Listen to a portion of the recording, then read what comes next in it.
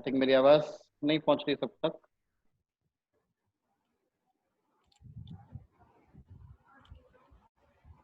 Good evening sir.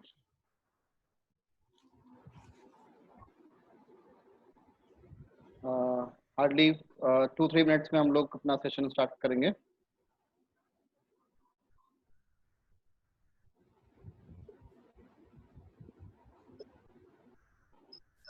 Good evening sir.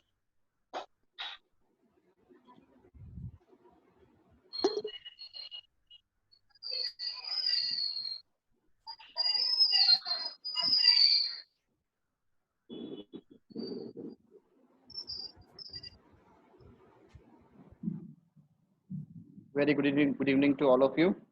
थोड़े से season की वजह से नेटवर्क इशू हो सकते हैं, मेरी साइड साइड से भी हो सकते हैं और आपकी साइड से भी हो सकते हैं। तो उन चीज़ों को मैंने सेशन के वाइज रिकॉर्ड किया हुआ है, आप उनके साथ में इस्तेमाल कर सकते हैं। ओके, तो कल हम लोगों ने सेशन स्टार्ट किया था। Before with starting that same introduction. Good evening once again to everyone. My name is Varun Kumar from Star Infotech College. The senior lecturer at Star Infotech College,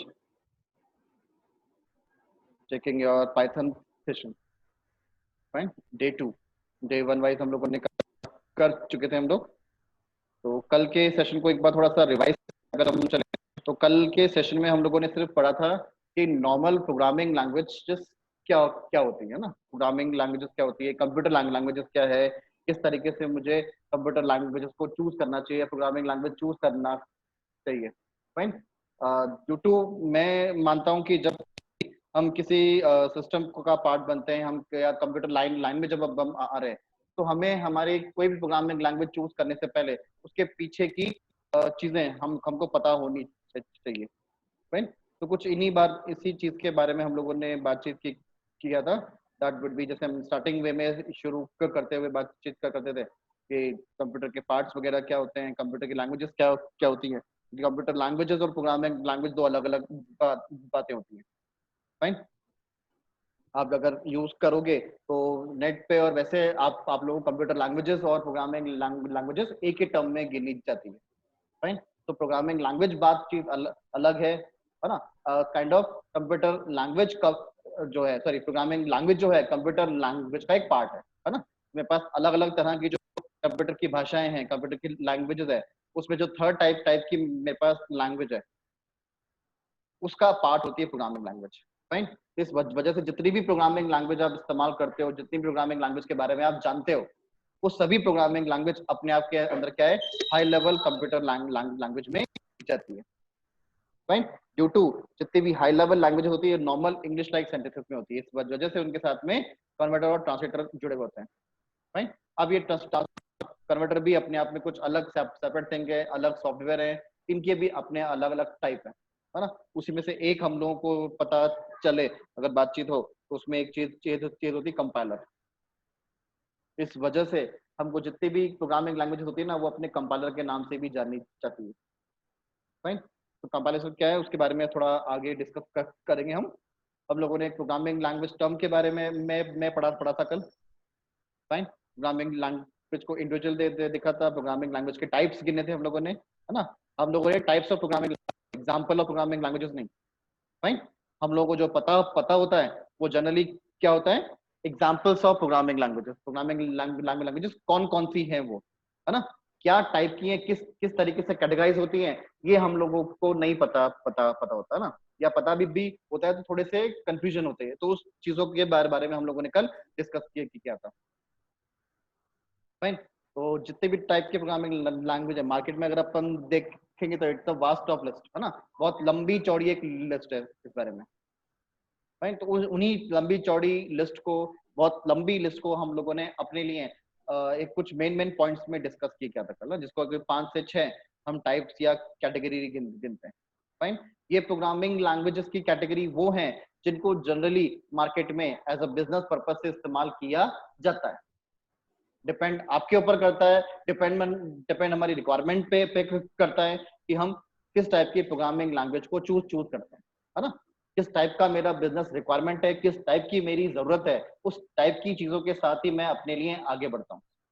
fine. तो इन सभी तरह की programming language को choose करते हुए हम लोगों ने हमारे लिए चूज किया था पाइथन।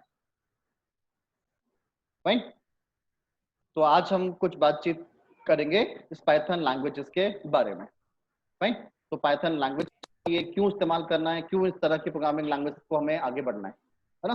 प्रोग्रामिंग लैंग्वेज के स्टडी आउट के वे में अगर हम आते हैं, फाइन। प्रोग्रामिंग लैंग्वेज जब हम जिस सीक्वेंस में पढ़ रहे होते हैं, तो सीक्वेंस वाइज अगर हम देखें ना, जब हम छोटे थे, हाँ, जस्ट मेरी टाइप की बातचीत करता हूँ, जब मुझे कंप्यूटर लाइन में कंप्यूटर के बारे में प्रोग्रामिंग पढ़ाया गया था, तो मुझे प्रोग्रामिंग लैंग्वेज पढ़ाई गई थी GW basic. Fine. It's the first programming language I have learn. ठीक है। तो GW बेसिक में हमको नॉर्मल चीजें बताई जाती थी कि लॉजिक्स किस तरीके से कामकाज करते हैं, ये सब चीजें। फाइन। उसी चीजों को आगे हम लोग जब अब आज की तारीख में गिनते हैं, तो हम सी प्रोग्रामिंग लैंग्वेज गिनते हैं, है ना, जिसको अपन मदर लैंग्वेज के नाम से, है ना, कंप्यूटर की कंप्यूटर भाषा की या प्रोग्रामिंग लैंग्वेज की सारी मदर लैंग्वेज के हिसाब से। हाँ, तो हम जब कभी प्रोग्रामिंग पढ़ रहे होते हैं ना, तो हमको लोग ये कहते हैं कि आपने अगर सी पढ़ा हुआ है, तो आपको सारे बेसिक्स कंसेप्ट क्लियर आउट होंगे। राइट। इसी वे में अगर हम आगे तब बढ़ते हैं, तो हमें हमारे सामने आती है C++ प्रोग्रामिंग। लोग सी प्लस प्रोग्रामिंग पढ़ते हैं ना, सी के बाद जब हमें कुछ एक्स्ट्रा पढ़ना होता है, कुछ अलग बातें होती है, तो हम सी प्रोग्रामिंग के साथ में पढ़ते हैं। सी के साथ साथ में कुछ लोग सी पढ़ते हैं, कुछ लोग उसके साथ में वी प्रोग्रामिंग पढ़ते हैं। विंडोज के हिसाब से अगर अपन देखें, तो हम लोग हमारे साथ में विजुअल चीजों को इस्तेमाल करते थे, तो हम लोग विजुअल बेसिक पढ़े। तो विजुअल बेसिक पढ़ो, सी प्रोग्रामिंग पढ़ो, वरना same thing. That would be my console base के हिसाब से यूज करता हूँ, तो सी प्रोग्रामिंग इस्तेमाल होता है। ग्राफिकल के साथ इस्तेमाल करते, तो हम विजुअल बेसिक इस्तेमाल करते हैं। राइट। तो मैं इसको सेम कैटेगरी में गिनता हूँ। उसी वे में हम आगे इस्तेमाल करते हैं C++ प्रोग्रामिंग। फाइन। इसी के आगे हम लोग इस्तेमाल करते हैं HTML, है ना, दैट वुड बी माय जावा। इस कंटेक्स्ट में पढ़ते हैं। इसके बाद हम C# या इसी लेवल पे हम C# यूज कर लेते हैं। इसके एक्सटेंसिव वर्जन में गिना जाए तो हम C# भी गिन लेते हैं, हमारे पास कोई भी .NET बेस्ड प्रोग्रामिंग गिन लेते हैं। .Dot net based any kind of programming, है ना, जिसको आप चाहे ASP JSP जो भी आप इस्तेमाल करना चाहो, वो आप इस्तेमाल कर लो। तो हम कुछ इस सीक्वेंस में हमारे साथ प्रोग्रामिंग लैंग्वेज के बारे में पढ़े हुए होते हैं, है ना। ये मैं अपना एक्सपीरियंस बता रहा हूँ कि मैंने इस सीक्वेंस में इस तरीके से अपने साथ प्रोग्रामिंग लैंग्वेजेस पढ़ा हुआ है। नॉर्मल भी जब मार्केट साइड में आप जब यूज करोगे, तो हम इसी तरीके से ना AB हिसाब से बढ़ते हैं, तो हम इस तरीके के साथ साथ में प्रोग्रामिंग लैंग्वेज की तरफ ABCD में बढ़ते हैं। फाइन। तो अब इस साथ में पहली सीढ़ी से हम अगली सीढ़ी पर तभी बढ़ते हैं जब हमें पहली सीढ़ी पर कुछ प्रॉब्लम होती है ना, या एक से लेकर मैं सेकंड की तरफ तभी ऑप्शन को चूज करता हूं जब मुझे पहले ऑप्शन में कुछ प्रॉब्लम, कुछ समस्या दिखाई पड़ती है। तो जब हम आगे आगे आगे बढ़ते जा रहे होते हैं ना, दैट मीन्स हमें पुरानी प्रोग्रामिंग की तरफ कुछ प्रॉब्लम्स, कुछ डिस्कशन या कुछ ऐसी कुछ प्रॉब्लम्स दिखाई दी हैं, जिनको मैं इस प्रोग्रामिंग के साथ में यूज नहीं कर पा रहा। तो उसके हर अगली प्रोग्रामिंग पुरानी प्रोग्रामिंग लैंग्वेज के ड्रॉबैक को दूर करते हुए होती है। फाइन। तो इसी कंटेक्स्ट में जब हम आगे बढ़ते हैं, तो इस पॉइंट ऑफ में हम गिन रहे होते हैं पाइथन। फाइन। तो हम जब मैंने पाइथन को लास्ट कैटेगरी में या लास्ट पॉइंट पे गिना है, दैट मींस जो इससे पहले वाली प्रोग्रामिंग लैंग्वेजेस मेरे पास है ना, उन सभी प्रोग्रामिंग लैंग्वेज के कुछ ड्रॉबैक्स जो थे ना, वो मुझे यहाँ पर मिस आउट या बोलो कि कम कर दिए गए होंगे। फाइन। तो उस वे में हम लोग पढ़ते हैं हमारे लिए that what you said programming languages. Okay. यहाँ तक किसी को कुछ डाउट है ना? आपने इस कुछ और भी पढ़ा हुआ होगा। ये मेरे सीक्वेंस मैंने जब पढ़ा, तो मैंने अपने हिसाब से आपको बताया, है ना। आपके सीक्वेंस कुछ और हो सकते हैं। जनरल वे में जब हम प्रोग्रामिंग लैंग्वेज की तरफ पढ़ते होते हैं ना, तो हम कुछ इसी कैटेगरी में इस्तेमाल करते हैं। फाइन। आप लोगों ने इसमें से सी प्रोग्रामिंग तो आई थिंक सब लोगों ने देखा पढ़ा हुआ होता है ना? ऐसा मैं मान लूं सबसे? Yes sir. Very good. तो होपफुली आप लोगों ने सबने सी लैंग्वेजेस पढ़ा हुआ होता है, तो सी प्रोग्रामिंग लैंग्वेज की तरफ जितने भी प्रॉब्लम्स होते हैं इन सब से आप लोग सब लोग वाकिफ हो। फाइन, हम सी के साथ प्रोग्रामिंग यूज करते हैं। Priyanshu had some doubt, you can ask Priyanshu in C or any kind of other programming language. That would be something else. I'm not, Rizwan said I'm not programming background. No issues. Okay. मैं इन चीजों को बिना programming background के मानते हुए काम का चलता हूँ।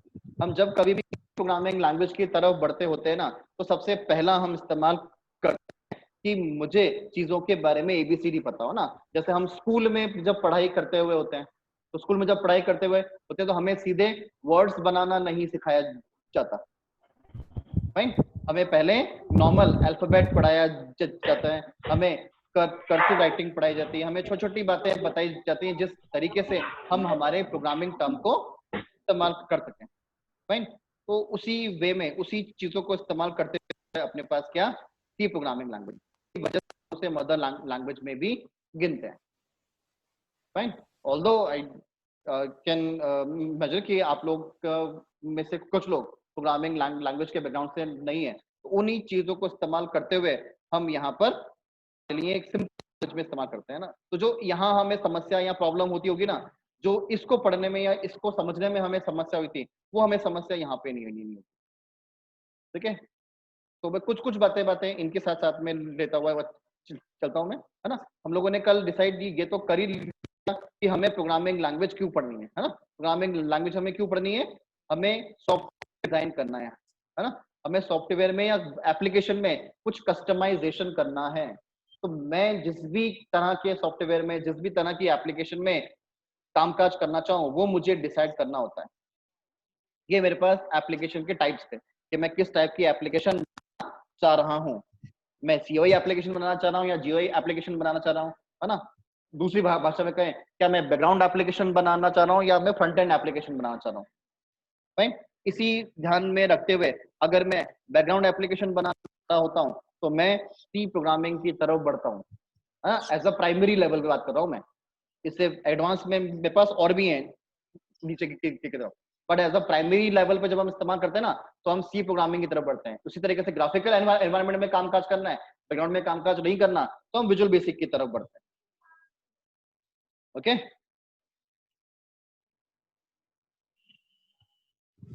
Yes sir.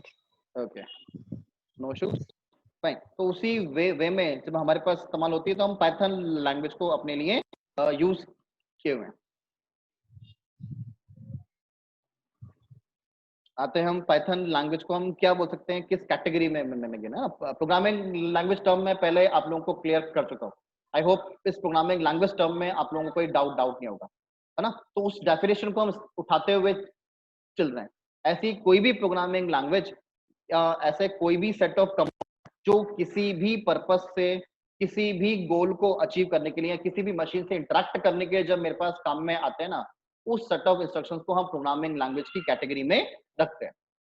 फाइन, अब वो लिखा हुआ टर्म या वो सेट ऑफ कमांड आपके पास इनमें से किसी भी टाइप के हो सकते हैं, वेदर वो GW बेसिक में लिखे हुए भी हो सकते हैं, वो सी प्रोग्रामिंग के हो सकते हैं, वो C+ के हो सकते हैं, या वो किसी जावा या C# या पाइथन के हो सकते हैं। फाइन ना, इस तरह में तो मेरे पास आज के सेशन में जो बताने के लिए मेरे पास बातें, वो मेरे पास कुछ ये सब बातें हैं।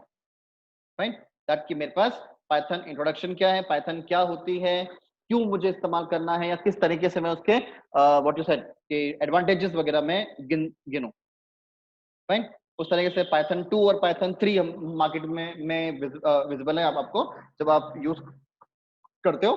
तो 2 क्या है, 3 क्या है, दोनों में डिफरेंस क्या है, क्यों मुझे 2 यूज करना है या क्यों मुझे 2 छोड़कर 3 यूज करना है।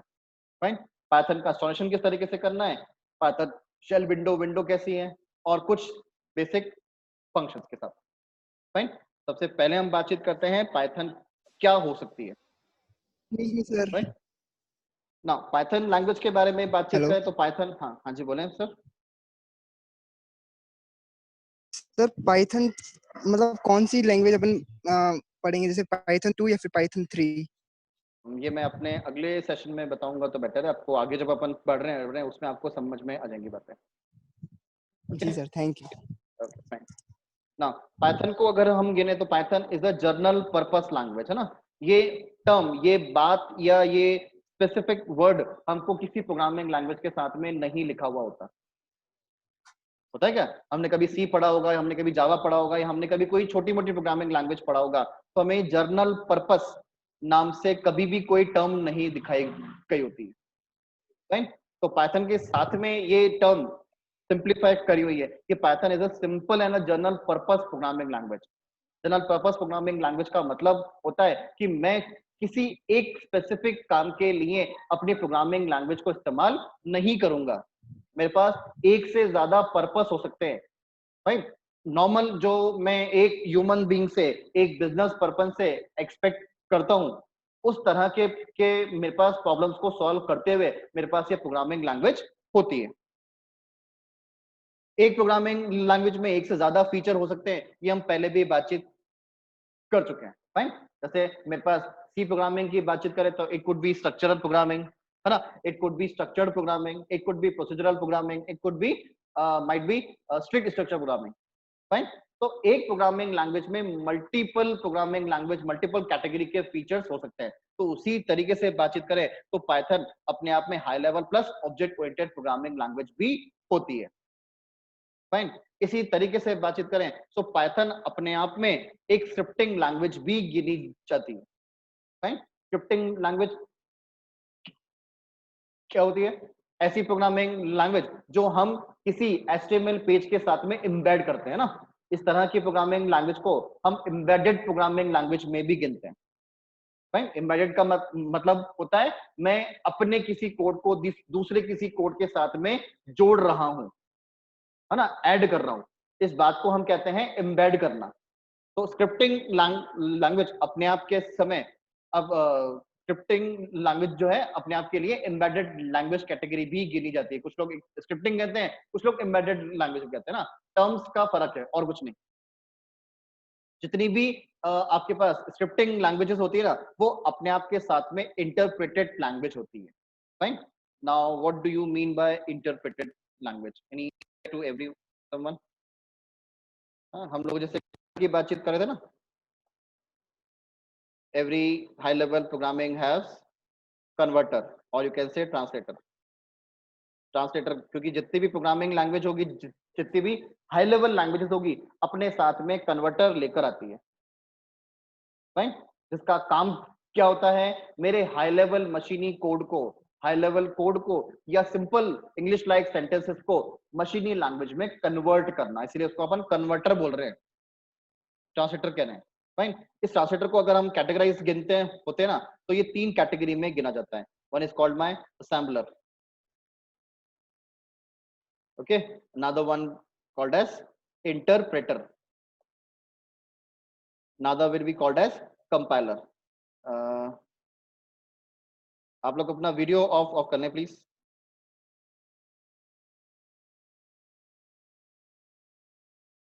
ठीक है, तो कुछ ये 3 कैटेगरी में मेरे पास कन्वर्टर या प्रो ट्रांसलेटर हैं जो गिने जाते हैं, है ना, जिनके इनके नाम नाम से इनका डिफरेंस, इनके मतलब छिपे छिपे हुए हैं, फाइन। असेंबलर का काम काम होता है असेंबली से,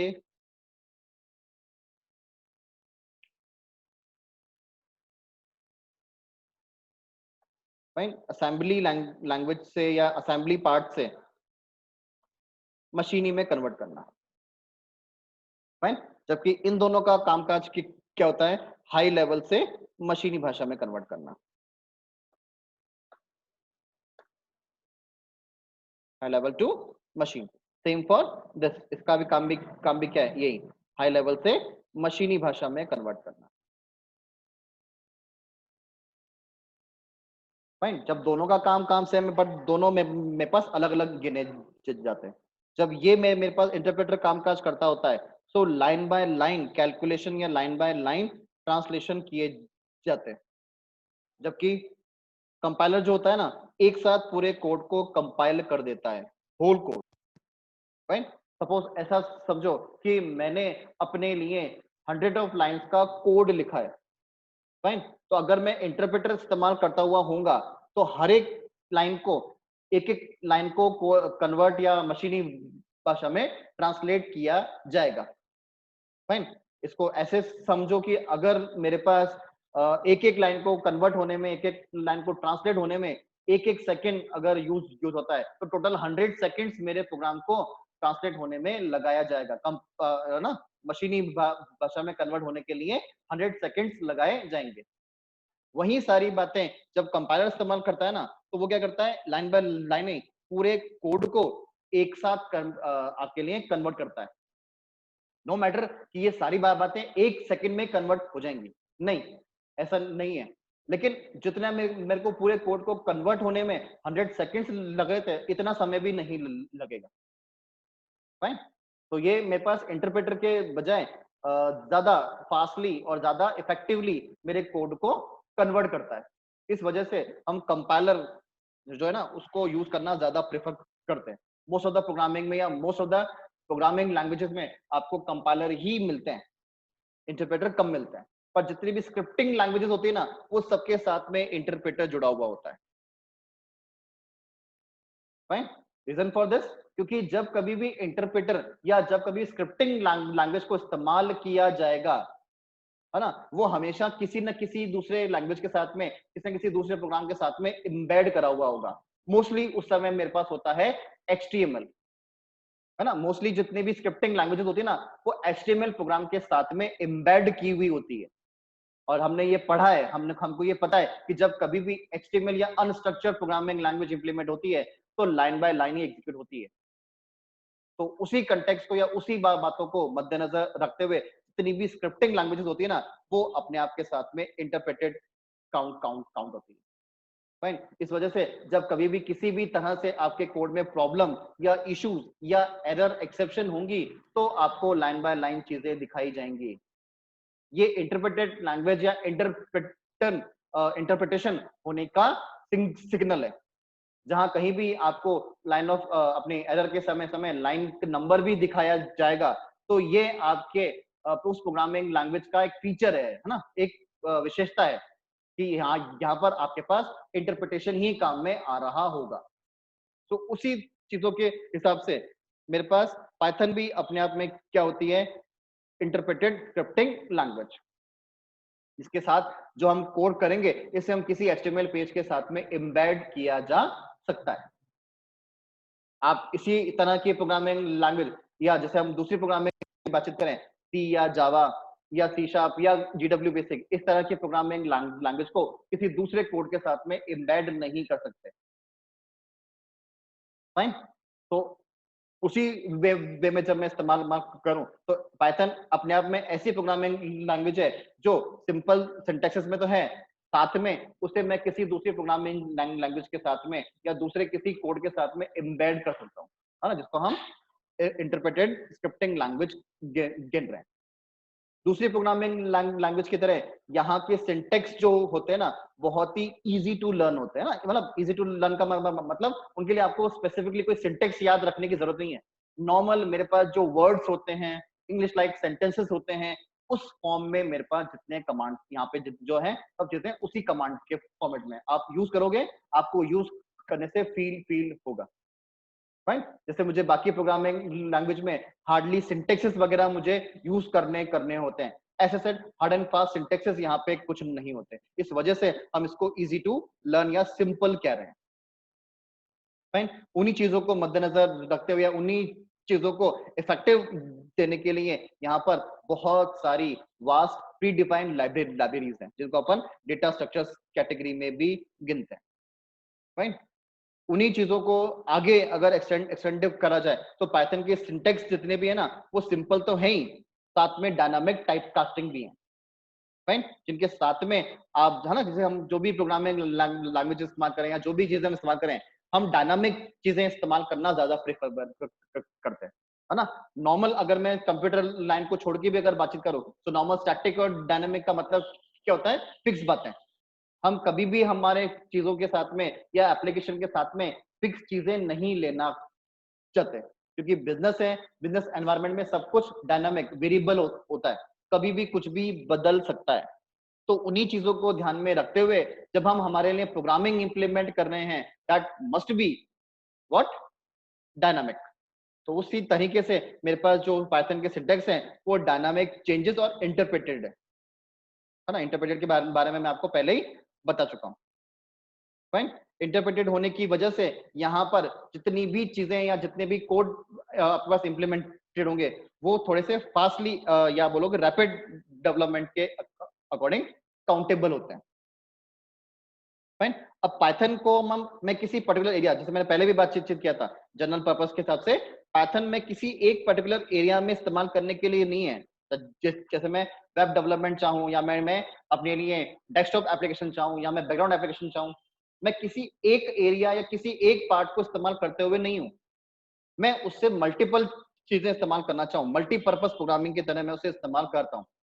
फाइन। जैसे हम सी के प्रोग्राम या GW बेसिक को किसी मैथमेटिकल कैलकुलेशन के लिए इस्तेमाल कर रहे होते हैं, है ना, किसी जोड़ बाकी के लिए इसको इस्तेमाल कर रहे होते हैं, है ना, कोई मैथमेटिकल प्रॉब्लम को सॉल्व करने के लिए इस्तेमाल कर रहे होते हैं। तो ऐसा पाइथन के साथ में फिक्स नहीं है। हाँ, ऐसा भी नहीं है कि ये सारे काम काज होंगे नहीं, मेरे ये काम का हो जाने के साथ साथ कुछ दूसरे पर्पस भी यहाँ पर सॉल्व आउट होते हैं। फाइन। सच एज जैसे मैं इस्तेमाल करूँ कोई एंटरप्राइज टाइप की चीजें मुझे बनानी है ना, जिसको हम हमारे लिए बिग एप्लीकेशंस के अकॉर्डिंग गिनते हैं, है ना, सच काइंड ऑफ आईडीज के कैटेगरी में गिनते हैं। फाइन। ऐसे में 3D मैक्स और इन सब के थ्रू कोई एनिमेशंस वगैरह यूज करता हूँ, कोई गेमिंग वगैरह इस्तेमाल करता हूँ, उस वे में भी मैं इन्हें इस्तेमाल कर सकता हूँ। किसी मशीन के डिजाइन फॉर्मेट में भी मैं इन्हें इस्तेमाल करना चाहूँ तो कर सकता हूँ, है ना। सभी चीजों के लिए, सभी कैटेगरी में, सभी एरिया में मेरे पास पाइथन लैंग्वेज इस्तेमाल होती है। ये पाइथन का सबसे बड़ा फीचर है जिस वजह से लोग ग्लोबल अडेप्टिव है ना, बहुत लोग इसे इस्तेमाल करते हैं, या बोलो कि मार्केट जहां अट्रैक्ट हुआ है ना पाइथन की तरफ, उसका सबसे बड़ा मेन कारण ही यही है कि पाइथन को मैं मल्टीपर्पज प्रोग्रामिंग फॉर्म में इस्तेमाल कर सकता हूँ। ऐसी बातें मेरे पास इससे पहले की प्रोग्रामिंग की बातचीत करें तो वहां पर नहीं थी। अगर मुझे कुछ ऐसा इस्तेमाल भी करना होता है तो मुझे कुछ स्पेसिफिक कामकाज या कुछ स्पेसिफिक चीजें इस्तेमाल करनी पड़ती है, स्पेसिफिक लाइब्रेरीज इस्तेमाल करनी होती है। ओके। जैसे नॉर्मल अगर मैं बात करूं, मैं एंटरप्राइज के बारे में कामकाज करना चाहूं तो हमने ईजे भी कुछ पढ़ा हुआ होता है, राइट, है ना। दिव्या जी प्लीज अपना वीडियो ऑफ कर दें। क्या कर रही है तू? मैंने स्टार्ट कर दिया ना उसको, अब चल शुरू ना, उसी वे में हम लोग इस सबको यूज करते हैं ना। इसी तरीके से पाइथन के साथ में जब हम इस्तेमाल करता हूं तो पाइथन के साथ में कोई एक्स्ट्रा कंपाइलेशन प्रोसेस नहीं होता, जैसे नॉर्मल प्रोग्रामिंग लैंग्वेज के साथ में होता है ना कि मुझे अपने प्रोग्राम को पहले लिखना होता है, सेव करना होता है, फिर उसे कन्वर्ट कराना होता है मशीन लैंग्वेज में। तो इस सब प्रोसेस में प्रोसेस समय जाता होता है ना, हार्डली 1-2 मिनट तो जाएंगे। फाइन। और हमने पढ़ा होता है कि कंप्यूटर का टाइम, प्रोसेसर का टाइम बहुत स्पीड होता है ना, बहुत फास्ट होता है, तो उसका हर एक मिनट, हर एक बात बहुत कीमती होता है। अब यहाँ पे जब हम इस्तेमाल करते होते हैं तो अलग से मुझे पाइथन के कोड को कोई कंपाइलेशन प्रोसेस नहीं देना होता, है ना, क्योंकि जब हम एग्जीक्यूट कर रहे होते हैं ऑटोमेटिकली इंटरप्रेटेड के थ्रू एक एक लाइनें कन्वर्ट होती जाती हैं और एग्जीक्यूट होती जाती है, जिसकी वजह से हम उसे रैपिड डेवलपमेंट में गिन रहे होते हैं, है ना। डिबगिंग प्रोसेस बोलो, चाहे आप अपना कंपाइलेशन प्रोसेस कह लो, तो एक्स्ट्रा मूवमेंट या एक्स्ट्रा स्टेप्स आपको इसमें कुछ नहीं करने होते। क्लियर। जिस वजह से हम इसे फास्ट डिबगिंग और रैपिड एप्लीकेशंस डेवलपमेंट में गिनते हैं। फाइन। इसी वे में अगर मैं आगे इस्तेमाल करूं तो और भी इंट्रोडक्शन की बातचीत करें तो वही बातें जो हमने पहले आप लोगों को बता रही थी, वही चीजें। फाइन।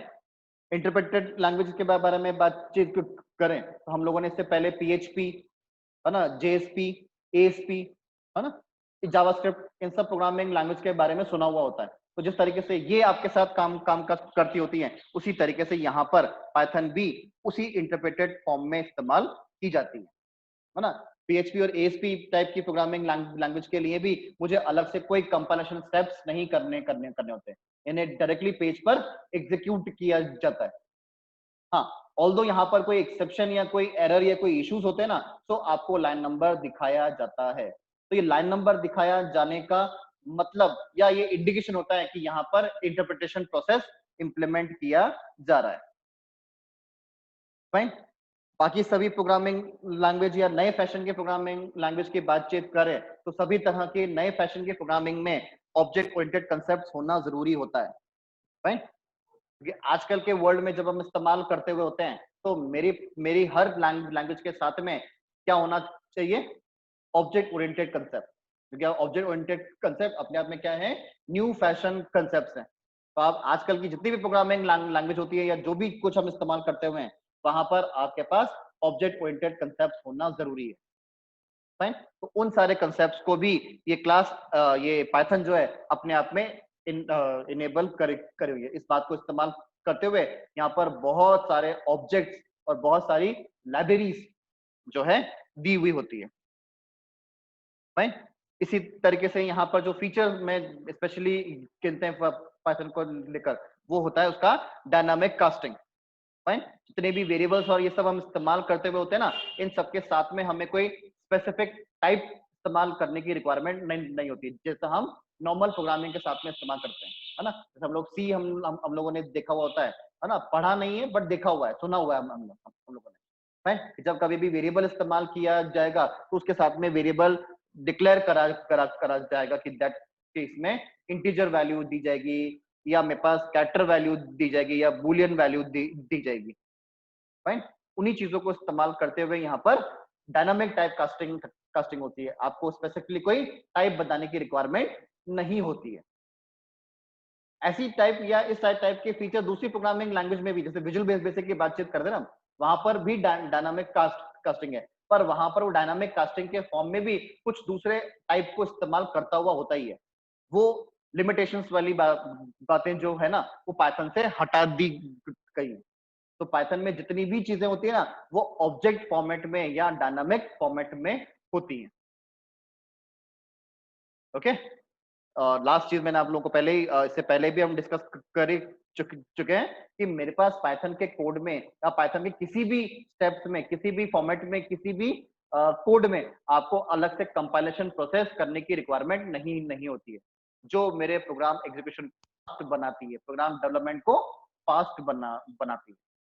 तो सारी बातों का निचोड़ सिर्फ इतना सा है कि पाइथन अपने आप में एक जर्नल पर्पस प्रोग्रामिंग लैंग्वेज गिनी जाती है, जो अपने आप के अंदर ऑब्जेक्ट ओरिएंटेड कांसेप्ट को इंप्लीमेंट करे हुए as a new fashion programming, जिसके सभी सिंटैक्सेस, सभी प्रोग्रामिंग, सभी वैल्यू, सभी वेरिएबल्स अपने आप में डायनामिक कास्टिंग फॉर्मेट में। प्लस यहाँ पर कंपाइलेशन प्रोसेस की जगह यहाँ पर इंटरप्रिटेशन प्रोसेस इंप्लीमेंट किया जाएगा, जो मेरे प्रोग्राम को या मेरे एग्जीक्यूशन को फास्ट बनाते हैं। Plus line by line execution होने की वजह से एरर ट्रैकिंग या डिबगिंग प्रोसेस भी मेरे लिए इजी हो जाता है। फाइन। आई थिंक आप लोगों को बातें समझ में आ गई होंगी। Do you have any kind of issues? कोई डाउट किसी को? मैं कुछ ज्यादा फास्ट बोल गया हूँ, कुछ ज्यादा जल्दी बोल गया हूँ, तो आप लोगों को दिक्कत हुई हो तो प्लीज बताएं।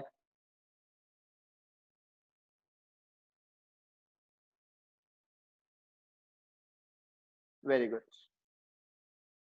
नाउ इसी तरीके से जब आगे बढ़ते हैं तो अब जरूरत होती है हर प्रोग्रामिंग लैंग्वेज के लिए अपने को सॉफ्टवेयर डाउनलोड करना होता है ना। जैसे हम लोगों ने सी पढ़ा होता है या GW बेसिक इस्तेमाल करा हुआ होता है, तो उसका सॉफ्टवेयर यूज करना होता है मुझे।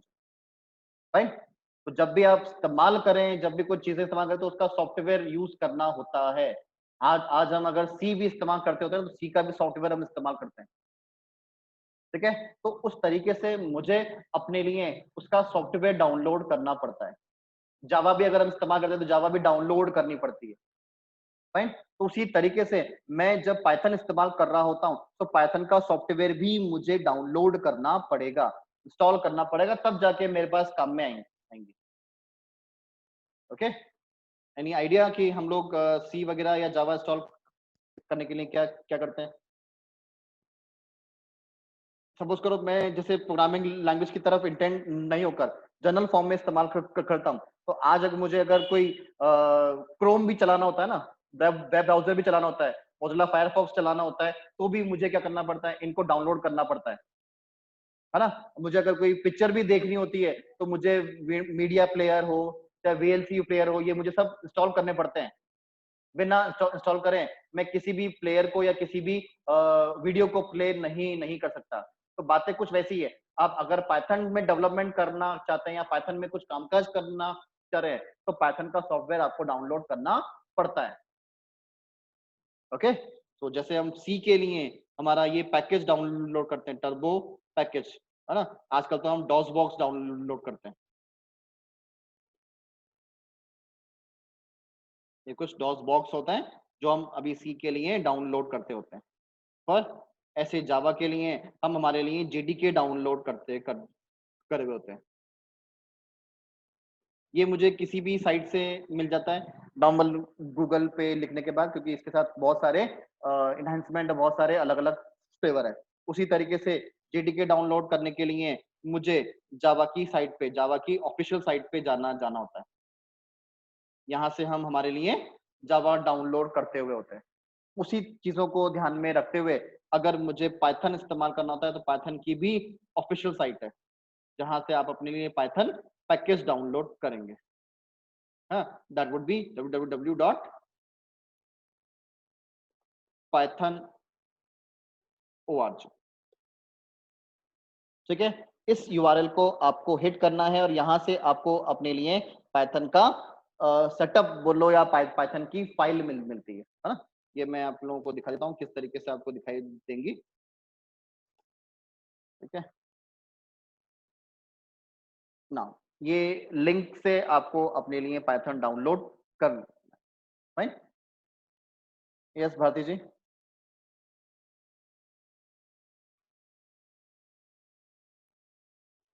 भारती जी, आप कुछ पूछना चाहिए?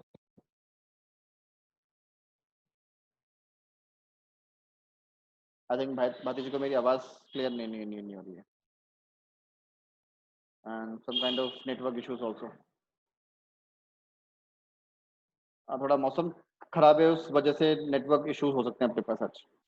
फाइन, तो ये यूआरएल है, यहाँ से आप लोगों को अपने लिए पाइथन बंडल डाउनलोड करना होता है। फाइन, तो जैसे तरीके ये स्क्रीन आपको दिख रही है ना, इस तरह की स्क्रीन आपको वहां पे विजिबल होगी। फाइन, और यहाँ से आपको डाउनलोड के लिए ऑप्शन में मिलेगा ना, क्योंकि पाइथन या जिस तरह की प्रोग्रामिंग लैंग्वेज हम आगे अभी इस्तेमाल करते हैं, ये ओपन सोर्स होती है। फाइन, ओपन सोर्स जितनी भी होती है ना, तो उसके साथ मल्टीपल ओएस के साथ में कंपैटिबिलिटीज मिलते हैं। तो इस जब आप इसको डाउनलोड करोगे तो आपसे विंडोज, मैक, लाइनक्स, यूनिक्स ये पूछेगा। फाइन, तो आपको जहाँ विंडोज के एनवायरनमेंट के हिसाब से हो, वो अपने लिए यहाँ से बंडल डाउनलोड करेंगे। ये जो आपको डाउनलोड करके देगा, ये आपको एक इंस्टॉलर फाइल डाउनलोड करके देता है ना। सिंपली एक लिंक फाइल होती है जो आपके लिए इंस्टॉलर लिंक ओपन करती है। फाइन, जैसे आजकल जितने भी पैकेजेस और बंडल्स मेरे पास आगे इंस्टॉलेशन के लिए आते हैं ना, वो अपने आप के लिए एक इंस्टॉलर फाइल ही इस्तेमाल करते हुए होते हैं। फाइन, इंस्टॉलर फाइल के साथ में हमको बाद में दिखाई देगा ओरिजिनल पाइथन बंडल डाउनलोड। अभी तो जब इस ऑर्ग से या इस बटन से आप अपने लिए डाउनलोड करते हुए आएंगे ना, तो आपको सिर्फ और सिर्फ क्या मिलेगा? एक installer file. Hardly it would be 24 to 36 MB। Fine, यहाँ से अभी जो आपके लिए डाउनलोड हो रहा है, वो पूरा पाइथन बंडल डाउनलोड नहीं हो रहा है। अभी सिर्फ और सिर्फ एक इंस्टॉलर फाइल डाउनलोड होती है, जो जिसको रन करने के बाद ये एक्चुअली में आपके लिए क्या कहते हो, पाइथन बंडल इस्तेमाल करती है ना। हार्डली मैंने इसका भी एग्जैक्टली तो मैंने कोई स्पेस वगैरह चेक नहीं करा है। फाइन, क्योंकि मेरे पास अभी जब इंस्टॉलेशन हो जाने के बाद ऐसा कोई मेमोरी का कोई मेरे पास इशू हुआ नहीं। फाइन, तो मुझे इंस्टॉलर फाइल का तो एग्जैक्टली वो पता है मुझे, बट ऐसे पूरे पैकेज का कितना मेमोरी स्पेस है ये मुझे इसका आइडिया नहीं। ओके, आप जब इसको डाउनलोड कर लोगे, इंस्टॉलर आपके पास आ जाएगा, जब आप उसे एग्जीक्यूट करोगे, फाइन, तो आपके पास कुछ इस तरह की विंडो आपके लिए विजिबल होगी। फाइन। ये कुछ विंडो आपके पास होगी जहां पे आपको इंस्टॉल पे क्लिक करना है। नाउ अब ये आपके लिए डाउनलोड भी करेगा प्लस आपके लिए इंस्टॉल भी करता जाएगा। फाइन। हार्डली 2 से 3 मिनट में आपका पैकेज, आपका बंडल डाउनलोड भी हो जाएगा और इंस्टॉल भी हो जाएगा। फाइन। क्योंकि मेरे पास जितने भी विंडोज एनवायरनमेंट होते हैं आजकल वो 32 बिट और 64 बिट के हिसाब से इस्तेमाल होते हैं, तो आपको ये 64 बिट के हिसाब से में मिलेगा। ये बातें आपको कहां से दिखाई पड़ रही हैं? जो इससे पहले वाली विंडो मैंने आपको बताई थी, यहाँ से जब आप डाउनलोड करोगे यहाँ पे आपको दिख जाएंगी कि आप कौन सा 64 बिट या 32 बिट इस्तेमाल कर रहे हो। मोस्टली हम 64 बिट ही इस्तेमाल करते हैं। फाइन। क्योंकि बड़ा वर्जन जो होता है ना वो छोटे में कंपैटिबल होता है, लेकिन छोटा वाला बड़े के लिए कंपैटिबल नहीं होता। इस वजह से हम 64 बिट को ही आगे इस्तेमाल करते हुए होते हैं। ओके। आप जब इस तरफ के साथ में विंडो के साथ में बढ़ोगे आपके लिए 2 से 5 मिनट के साथ में कामकाज कर देगा। हाँ मैं आ रहा हूँ रिजवान जी, उसी बात पे आ रहा हूँ। फाइन ना, पहले मेरा काम है बंडल या आपके लिए इंस्टॉलर फाइल को डाउनलोड करना। जब एक बार डाउनलोड हो जाती है आप अपने ब्राउजर पे, जैसे मैंने डाउनलोड किया होगा तो मेरे पास यहाँ पे लिंक आता है ना, यहाँ से मैं अपने लिए क्लिक कर लूँ। जब मैं इंस्टॉलर फाइल के ऊपर क्लिक कर दूंगा तो मुझे कुछ इस टाइप की विंडो विजिबल होती है जहां से मुझे अपने लिए इंस्टॉल क्लिक करना होता है। बाय डिफॉल्ट जो आपका पाइथन बंडल इंस्टॉल होगा ना वो इस यूआरएल पे इंस्टॉल होता है ना। नॉर्मल तो सभी बातें अभी मेरे पास प्रोग्राम फाइल्स में जाके स्टोर होती है ना, पर ये मेरे पास क्योंकि पैकेज अलग अलग होता है, बंडल अलग अलग होता है, तो उस फॉर्म में ये आपके लिए इस लोकेशन पे जाके स्टोर होगा। बाद में आप चाहें तो इस लोकेशन को बदल सकते हैं। अच्छा, जब आप ये बंडल डाउनलोड कर रहे होते हैं या बंडल इंस्टॉल करते हैं ना तो बहुत सारी कुछ और बातें भी इंस्टॉल हो रही होती है जो मेरे पास आगे डेवलपमेंट में इस्तेमाल हो रही होती है। फाइन। आप चाहें कि आप सिर्फ बेसिक सीखने के हिसाब से कामकाज करना चाह रहे हैं तो आप कस्टमाइज इंस्टॉलेशन पे भी यूज कर सकते हैं। फाइन। आप चाहें तो अपने लिए कस्टमाइज इंस्टॉलेशन को भी यूज कर सकते हैं, पर मैं इसको प्रेफर नहीं करूंगा क्योंकि मुझे नहीं पता ना कि कौन सा फीचर या कौन सी बातें मेरे पास पाइथन बंडल की मेरे काम की कौन सी नहीं है। फाइन। इस वजह से मैं स्टैंडर्ड जितनी भी चीजें मेरे पास बंडल में स्टोर हो रही हैं, बंडल में इस्तेमाल हो रही है, उनको मैं आगे इस्तेमाल कर लूँ। एक बार को जब मुझे पता पड़ जाए कि मुझे क्या क्या चीजें इस्तेमाल करनी है, क्या क्या मेरे पास बंडल में है, तो मैं अपने लिए उसे एक्सक्लूड कर सकता हूँ। बट एज ऑफ नाउ अभी की जब मैं बातचीत करूँ तो मुझे नहीं पता ना कि बंडल में क्या क्या बातें होंगी। ओके। तो उन्हीं चीजों को ध्यान में रखते हुए मैं हमेशा स्टैंडर्ड इंस्टॉलेशन की तरफ ही प्रेफरेबल हूं या स्टैंडर्ड इंस्टॉलेशन को ही प्रेफर करता हूं। ओके। इसके बाद जब इंस्टॉलेशन पूरा प्रोसेस हो जाएगा तो आपके लिए फाइल या आपके लिए लिंकेज ओपन कर देगा कि आपके लिए बंडल या पाइथन विंडो ओपन करनी है या नहीं। फाइन। जैसे यहाँ पे नीचे ना installer launch all the user, आपके पास जितने भी यूजर्स होते होंगे, जितने भी आप अपने लिए ऑपरेटिंग सिस्टम में यूजर बनाए हुए हो, सभी के लिए इस्तेमाल होने हैं या नहीं, वो सब बातें। प्लस जितने भी अपन सॉफ्टवेयर या बोलो कि प्रोग्रामिंग लैंग्वेज इस्तेमाल करते हुए होते हैं ना, उनके साथ में अपन आईडी और बिना आईडी के साथ में इस्तेमाल होते हैं। फाइन। तो आईडी ही के बिना अगर मुझे इस्तेमाल करना होता है ना तो मेरे पास सिस्टम वेरिएबल्स होते हैं ना, जिसको अपन एनवायरमेंटल वेरिएबल भी बोलते हैं। ऑपरेटिंग सिस्टम के साथ में, विंडोज के साथ में एनवायरमेंटल वेरिएबल होते हैं जहां पर किसी भी प्रोग्रामिंग लैंग्वेज या किसी भी आउटसाइड प्रोग्रामिंग लैंग्वेज को चलाने का कमांड के बारे में पाथ सेट होता है। तो ये उस कैटेगरी के बारे में मैं कह रहा होता है। फाइन। कि आप जो कमांड यूज करना चाह रहे हो या पाइथन की कमांड इस्तेमाल करने चाह रहे हो तो पाइथन के कमांड का रेफरेंस क्या मुझे एनवायरमेंटल वेरिएबल में सेट करना है या नहीं। अगर आप मैनुअल खुद करोगे तो आप इसको अनटिक कर दो। अगर आप चाहते हो कि ऑटोमेटिकली हो जाए तो इस बात को आपको टिक करना है। फाइन। बाय डिफॉल्ट ये टिक ही होता है। आप अपने लिए चेंज करना चाहें तो कर दें, मनाही नहीं है।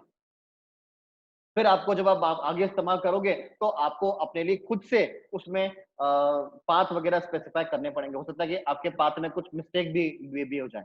ये आप कहीं और का पाथ यूज कर रहे हो सकते हैं होंगे, है ना, आपके पाथ के को लिखने में आपसे समस्या हो सकती है। तो मैं प्रेफर करता हूं कि ये ऑटोमेटिकली यहाँ पर टिक है, ये आपको इसे छेड़ना नहीं है। हाँ, अगर आप सुटेबल है कि नहीं मैं खुद ही इन बातों के साथ में खुद ही मैं अपने लिए पाथ सेट करूंगा, तो आप इसको अनटिक कर सकते हैं, मनाही नहीं है किसी भी तरीके से। क्लियर मेरी बात सबको? नाउ जब पाइथन की विंडो या पाइथन में पास पैकेज इंस्टॉल हो जाएगा तो आपके साथ में स्टार्ट मेन्यू में कुछ इस तरह की विंडो या इस तरह की बातें आपको दिखाई दे जाएंगी। जैसे मेरे पास विंडोज 10 है तो ये कुछ इस फॉर्मेट में आप लोगों को दिखाई देंगी। मैं यहाँ से अपने लिए पाइथन चेक कर लेता हूँ, पाइथन बंडल ना इस तरीके से, राइट। तो ये पाइथन बंडल और ये कुछ बातें आप लोगों को दिखाई दे जाएंगी। यहाँ से अपने को कामकाज करना है। डन? यहाँ तक आप लोगों को पाइथन इंस्टॉलेशन के बारे में बातें समझ में आ गई होंगी आई थिंक। वो तो आप जब ओरिजिनल खुद करोगे तो भी आपको थोड़ा सा प्रैक्टिकली नॉलेज हो जाएगी। दैट फाइन टू यू ना? इसी चीजों को जब इस्तेमाल करता हुआ होता हूँ ना, हम जब कभी भी प्रोग्राम में कामकाज करते हैं या किसी भी प्रोग्रामिंग लैंग्वेज को सॉफ्टवेयर को इस्तेमाल करते होते हैं ना, तो इस्तेमाल करने के आपके पास में तरीके होते हैं। आप उसे एनवायरमेंट बेस्ड इस्तेमाल कर सकते हो,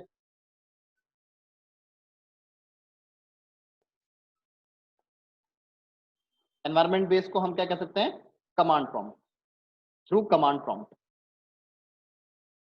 आप उस प्रोग्रामिंग लैंग्वेज को चाहे तो एनवायरमेंट बेस या कमांड प्रॉम्प्ट के थ्रू इस्तेमाल कर सकते हो, या आप उसके साथ बना हुआ आईडीई इस्तेमाल कर सकते हो।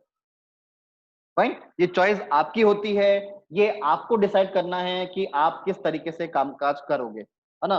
It's kind of development box, है ना, डेवलपमेंट बॉक्स कह लो, डेवलपमेंट एनवायरनमेंट कह लो, जहां पर मुझे सभी चीजें एक साथ एक विंडो में मिल जाती है। जबकि यहाँ पर जब भी मुझे कामकाज करना होता है ना, ये कमांड प्रॉम्प्ट है तो मुझे सारा काम कमांड बेस करना होता है। फाइन, आईडी फॉर्मेट में मुझे आधी बातें वैसे भी विजिबल हो जाती हैं, है ना।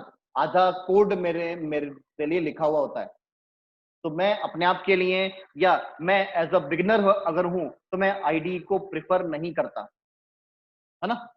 क्यों? क्योंकि जब आईडी में इस्तेमाल करता हुआ तब उसे आधी से ज्यादा बातें जब वहां पे लिखी हुई होंगी तो मैं सीखूंगा क्या, है ना। मुझे तो ये पता भी नहीं होगा कि कौन सी बातें मेरे काम की और कौन सी बातें मेरे काम की नहीं है। फाइन, तो इस वजह से मैं आईडी को प्रेफर नहीं करता ना। एक बार जब मैं एक्सपर्टीज में आ जाऊं, एक बार मुझे पता पड़ जाए कि हाँ ये बातें ऐसी होती हैं, इसको लिखने से ऐसा फायदा होता है और इसको लिखने से ऐसा नुकसान होता है, तब मैं आईडी इस्तेमाल करूं तो मेरे लिए अच्छा है। Fine, so as a beginner level, as a learner के हिसाब से मुझे आईडी इस्तेमाल नहीं करने चाहिए।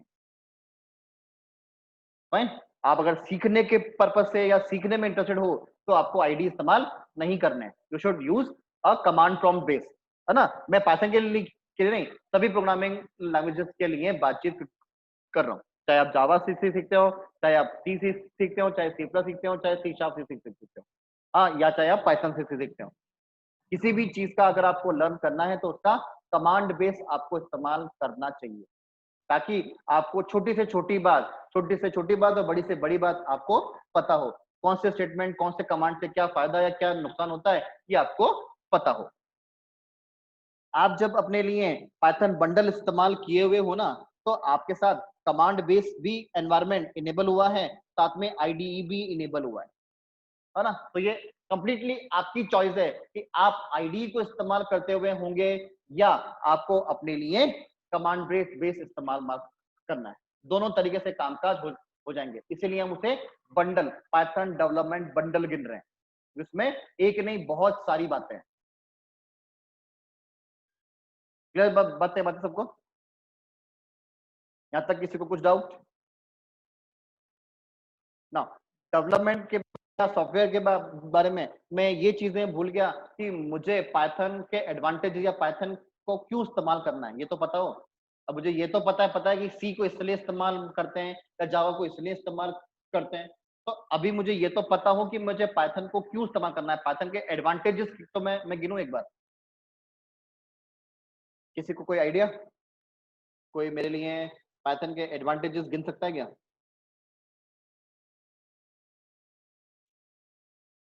सुने हो, देखे हो, किसी ने बताए हो आप लोगों को?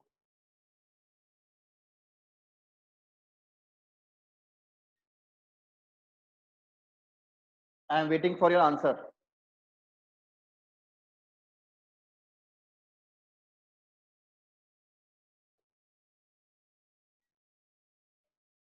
Python language,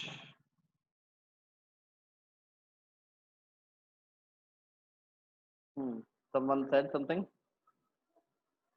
multi functional. Multi functional कैसे गिन सकते हैं सर हम? और कुछ? मल्टीपर्पस, वेरी गुड, है ना, जिसको अपन जनरल पर्पस और मल्टीपर्पस जो हम कहते हैं ना, जनरल पर्पस और you can say multipurpose language,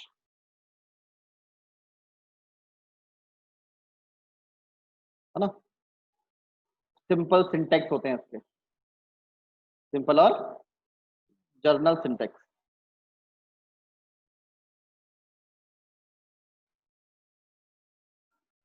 someone said something more, dynamic casting, very good, easy to learn, very good,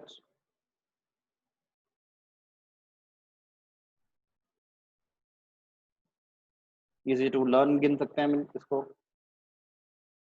okay, एक आप क्या कह रहे हो? Very good, Windows 7, Kamakshi ji said a big thing that would be open source। ठीक है, सबसे बड़ी चीज बात है, Sheikh Sabir also said that would be open source। सबसे बड़ा एडवांटेज, जो बिगेस्ट एडवांटेजेस अगर अपन कहें ना, वो ये है, आजकल की जितनी भी प्रोग्रामिंग लैंग्वेजेस अपन इस्तेमाल करते हैं ना, that would be my open source. Open source क्या क्या होता है, इसका कुछ आइडिया है आप लोगों को? क्या मतलब होता होगा ओपन सोर्स का?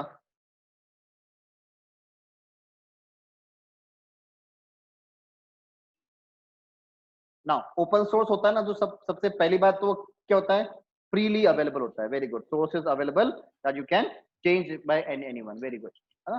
पहली बात तो ये मेरे पास क्या होता है, सबके लिए फ्री होता है, जैसे बहुत सारी प्रोग्रामिंग लैंग्वेज के साथ साथ में contributed bye all, very good, right. Open source का सबसे बड़ा फीचर क्या है, वो फ्रीली अवेलेबल होता है, हमको उसके लिए कुछ भी पैसा पे करने की रिक्वायरमेंट नहीं होती, है ना, प्लस कोई लाइसेंस रिक्वायरमेंट नहीं होती। जितने भी आप क्या कहो ना, ओपन सोर्स एनवायरनमेंट में चीजें होती है ना, वो ज्यादा डेवलप्ड होती है, ज्यादा कंट्रीब्यूटेड होती है, क्योंकि सबके लिए फ्रीली अवेलेबल होता है, तो कोई भी उसको इस्तेमाल करके अपने लिए इनहेंस फॉर्मेट में इस्तेमाल कर सकता है।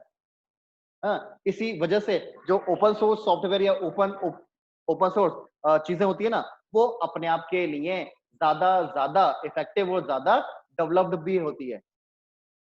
इस बारे में अगर मैं इस्तेमाल करूं तो जावा और लिनक्स को हम ओपन सोर्स एनवायरनमेंट में ही गिनते हैं। ओके, तो इस तरह के से मेरे पास बहुत सारी एडवांटेजेस हैं, जिनको हम हमारे पाइथन की एडवांटेजेस में गिन लें, या हम हमारे लिए उसे दूसरी प्रोग्रामिंग लैंग्वेज का ड्रॉबैक गिन सकते हैं। ओके, तो उसी तरीके से मैंने आपको कुछ चीजें लिस्ट आउट करी हुई हैं। Fine, that would be general syntax and easy to understand. सबसे पहली बात क्या है, मेरे पास सबसे इजी और जनरल सिंटैक्सेस हैं, और जो समझने में बिल्कुल इजी हैं। फाइन, ऑब्जेक्ट ओरिएंटेड कांसेप्ट इसके साथ साथ में है, जो मेरे पास छोटी मोटी प्रोग्रामिंग के साथ में या अर्ली प्रोग्रामिंग लैंग्वेजेस में नहीं होते, इसको अपन सी प्रोग्रामिंग लैंग्वेज के ड्रॉबैक में गिन रहे हैं। फाइन, एआई कांसेप्ट्स में मेरे पास है, जो अभी तक की किसी भी प्रोग्रामिंग लैंग्वेज में नहीं है। फाइन, एफओपीएल और प्रोलॉग प्रोग्रामिंग को अगर छोड़ दिया जाए तो अभी तक किसी भी प्रोग्रामिंग लैंग्वेज में एआई बेस्ड कांसेप्ट नहीं है।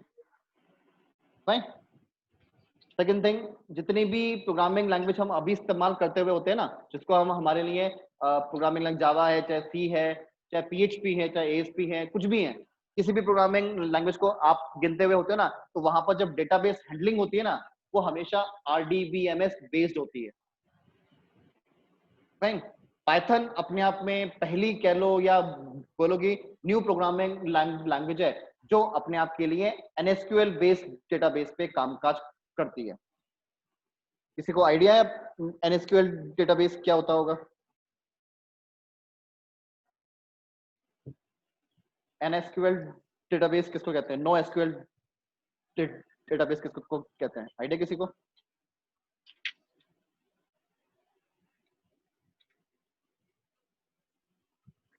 रिजवान जी, एनी आइडिया?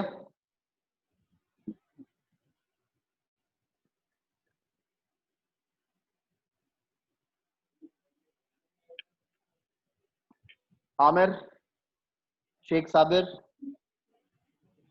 कमाक्षी,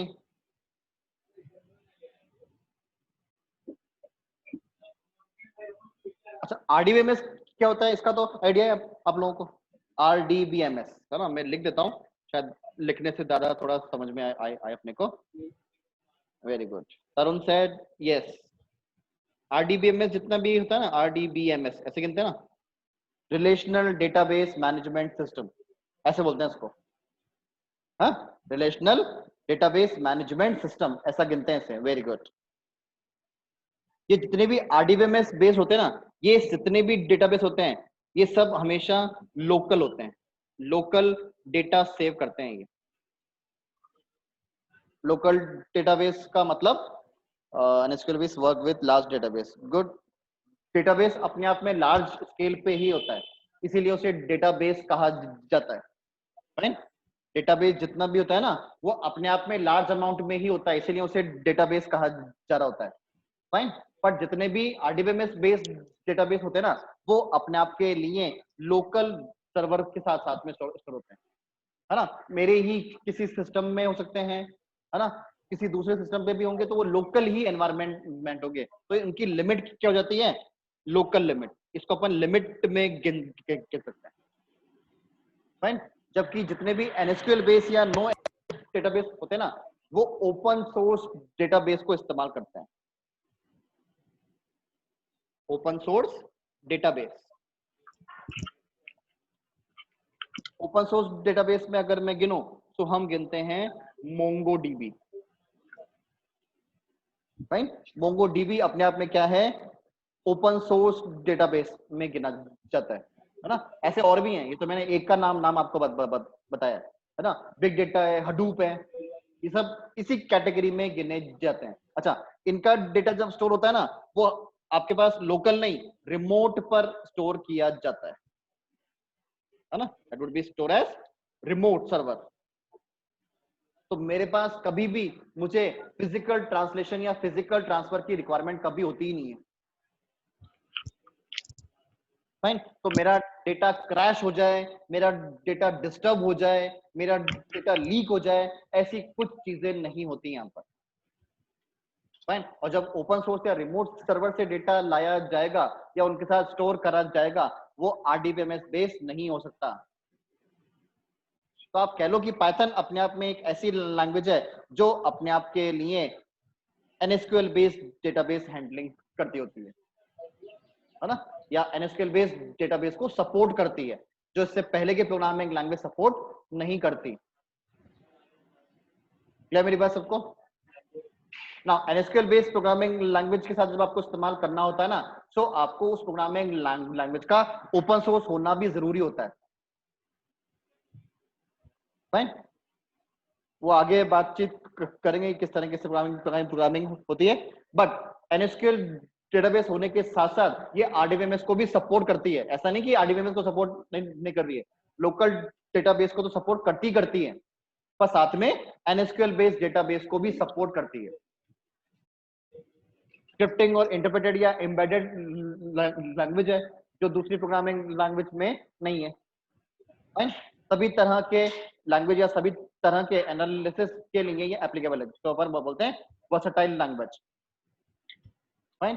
दूसरी प्रोग्रामिंग लैंग्वेज के कोड से, है ना, दूसरे प्रोग्रामिंग लैंग्वेज में लिखे जाने वाले कोड के बनस्पत इसमें कोड थोड़ा सा छोटा होता है।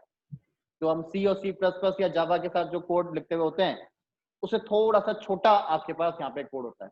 अगर मैं वहां पे 10 लाइनों का कोड लिखा था तो यहाँ पर 5 से 7 लाइनों में या और भी कम लाइन ऑफ कोड में इसका कामकाज किया जाएगा। सिंटैक्टिकल ओवरहेड इसमें कम है, मतलब ज्यादातर सिंटैक्स की बाउंडेशन इसमें नहीं है कि आपको ऐसे इस्तेमाल करना है या वैसे वैसे इस्तेमाल करना है।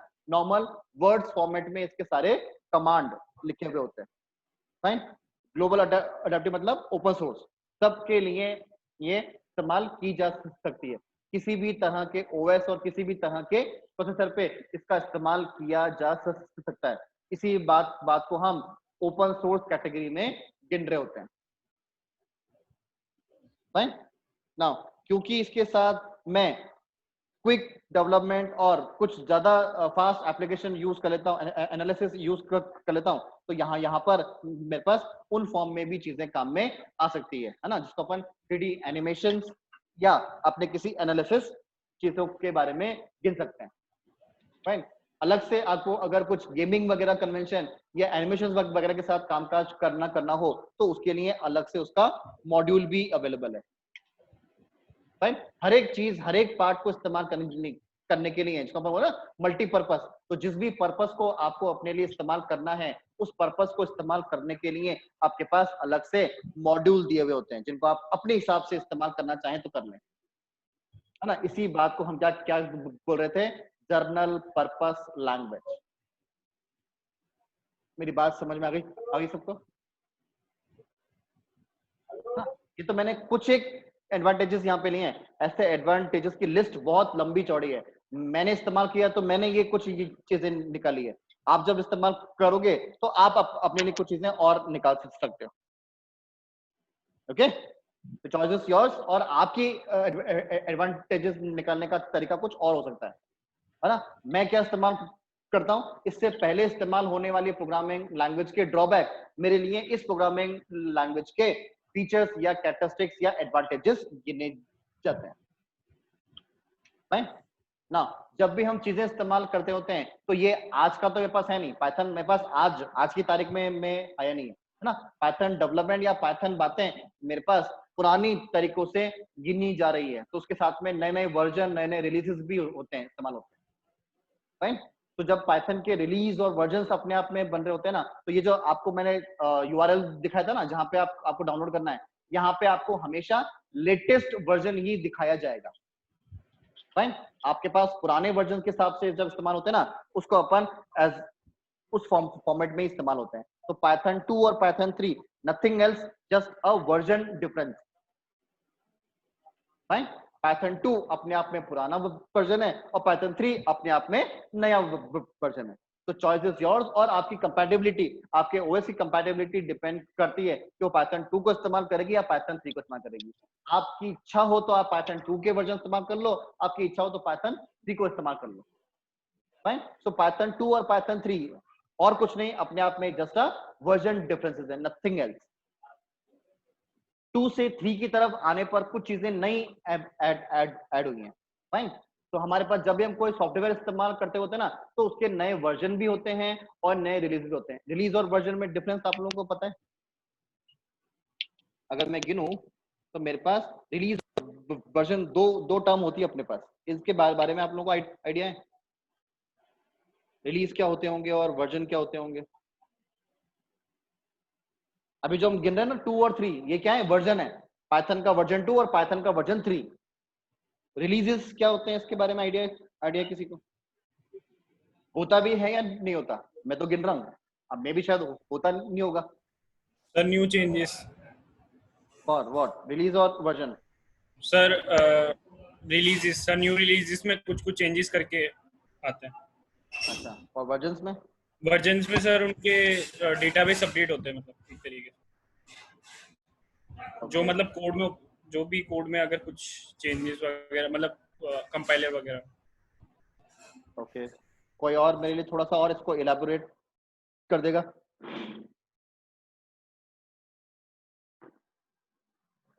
ओके, तरुण सेड मेटापोलिटिक का मीनिंग मींस अब जो एनालिसिस चीजें होती है ना उसके लिए।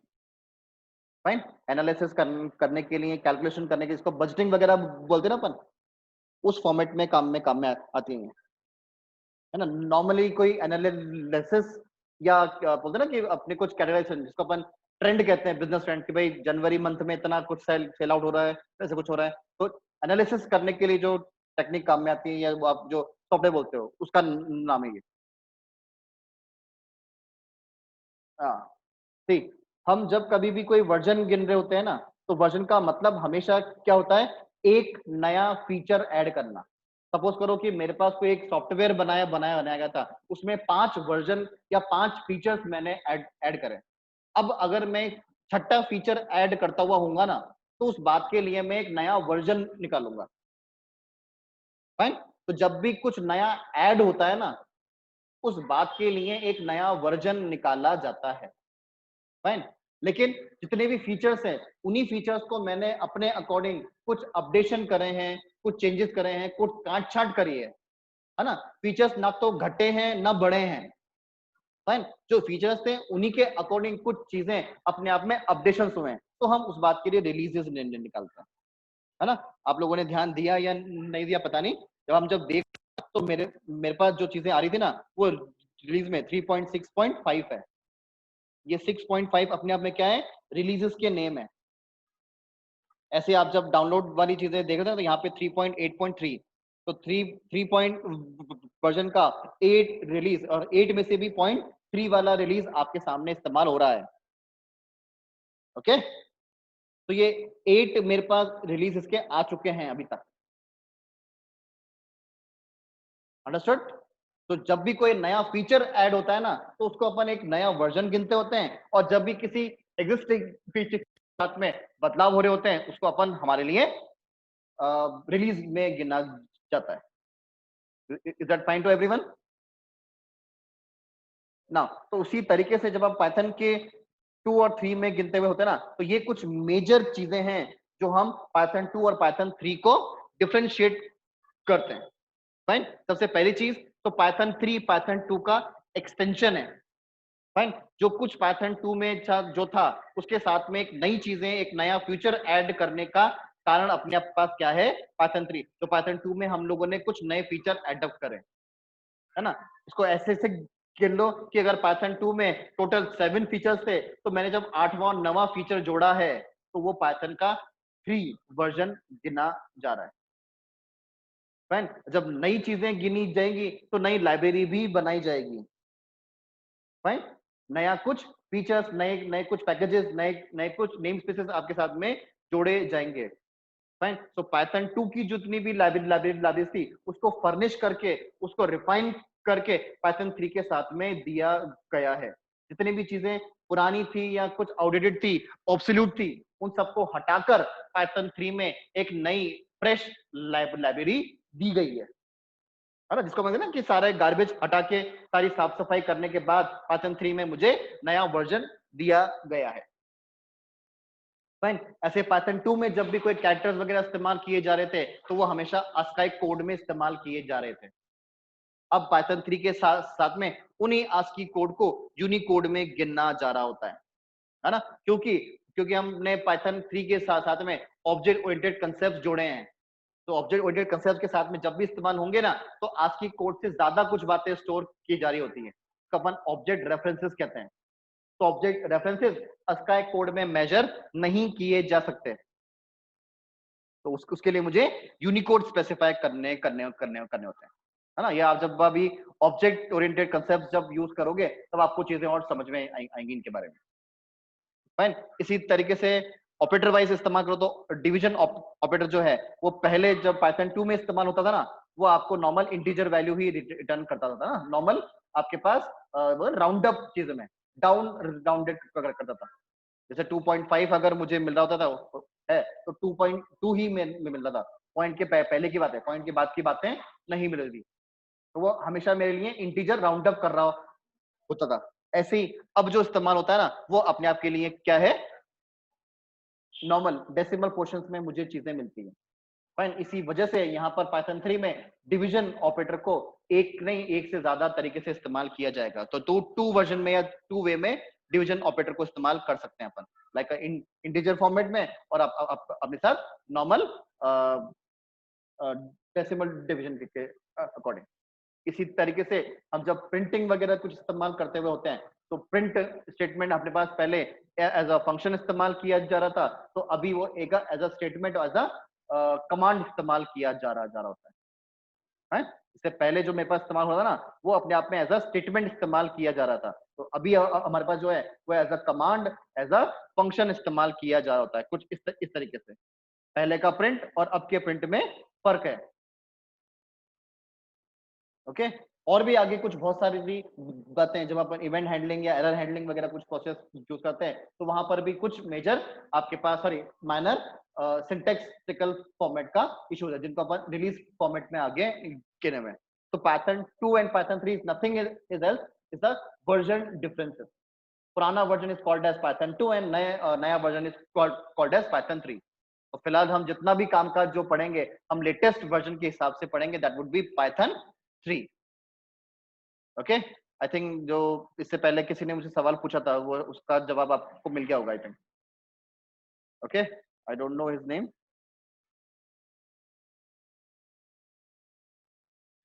ओके, यहाँ तक किसी को कुछ डाउट? यहाँ तक जो हमने अभी तक पढ़ा इसमें किसी को कुछ समस्या, कोई प्रॉब्लम? तो आज के सेशन को अगर मैं ध्यान में रखूं तो मुझे इतनी बातें पता चल गई कि पाइथन क्या होता है, पाइथन के एडवांटेजेस कैसे हैं, पाइथन का सॉफ्टवेयर किस तरीके से डाउनलोड करना है, और पाइथन के पुराने और नए वर्जन में क्या डिफरेंसेस होते हैं। फाइन, प्लस पाइथन इंस्टॉल हो जाने के बाद मुझे कैसा दिखाई देगा। फाइन, तो आज के सेशन के हिसाब से अपन इतना ही पढ़ते हैं। इसके आगे हम डिसाइड करेंगे, कल यूज करेंगे कि हम पाइथन के समय या पाइथन की विंडो में या पाइथन एनवायरनमेंट में किस तरीके से कामकाज करेंगे, क्या प्रिंट स्टेटमेंट होता है, क्या कुछ और वेरिएबल होते हैं, क्या चीजें बातें और हैं, वो सब बातें। ओके, यहां तक किसी को कुछ डाउट्स, किसी को कोई इश्यूज?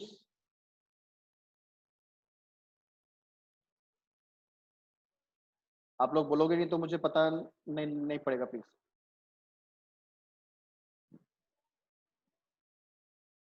वेरी, आई होप आप लोगों को इस सेशन बेनिफिशियल रहा होगा। कोई इश्यूज रहा हो मेरी वॉइस की वजह से, नेटवर्क इश्यूज की वजह से, तो आई एम रियली सॉरी। बाकी चीजें आप लोगों को अपने साथ सेशन में आपके रिकॉर्डिंग में मिल जाएंगी। ओके, अभी के लिए हम वाइंड अप कर रहे हैं। कल इसी टाइम पे हम लोग मिलते हैं, कल के लिए नहीं, कल इस संडे। अब ये सेशन मंडे को कंटिन्यू करेंगे हम लोग। ओके, मंडे को 6 o'clock, Sunday will be off. Fine, thank you so much to everyone. We will meet at Monday 6 p.m. Thank you so much.